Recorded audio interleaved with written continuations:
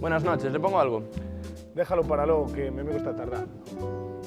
Ya casi es la hora, tío. ¿Dónde te has metido? Mauro, ¿qué es de tu vida?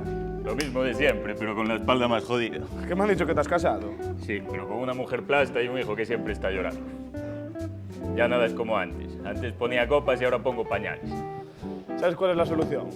Camarero, pones tu mejor alcohol. Seguida, señor. Sí, mejor dejemos el tema aparte, que estos chupitos tienen pinta de ser una obra de arte.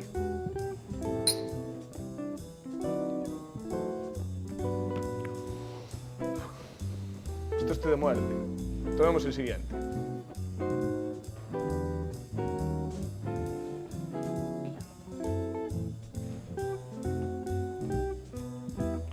¿Cómo te echaba de menos, amigo?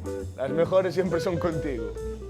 Tío, eres el mejor. Hoy, como en los viejos tiempos, sacaremos dotes de cazador. Pues es una pena que estés casado, porque si fuera tú, yo les habría entrado. Que le den a mi mujer. Tengo un montón de tías que complacer. Guapa, ¿quieres pasar un buen rato esta noche? Que tengo ahí fuera aparcado el coche. ¿Contigo? Ni sueñes, amigo. He fallado. Como se nota que estoy desentrenado. Aprende del maestro, que a esta hora tengo yo en el cesto. Muñeca, ¿vienes conmigo a la discoteca? Ahí tenés la respuesta. Vas de jefe y en el fondo sigue siendo un mequetrefe. Calla, anda, calla. Tomemos otro chupito. De esta vez yo te invito.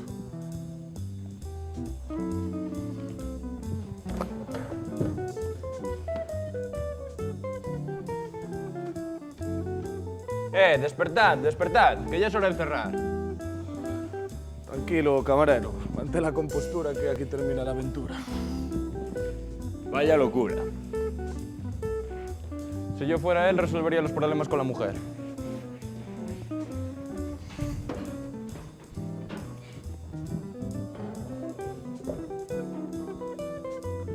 Sea por olvidar o sea para ligar, el alcohol puede venir bien, pero siempre sin desfasar.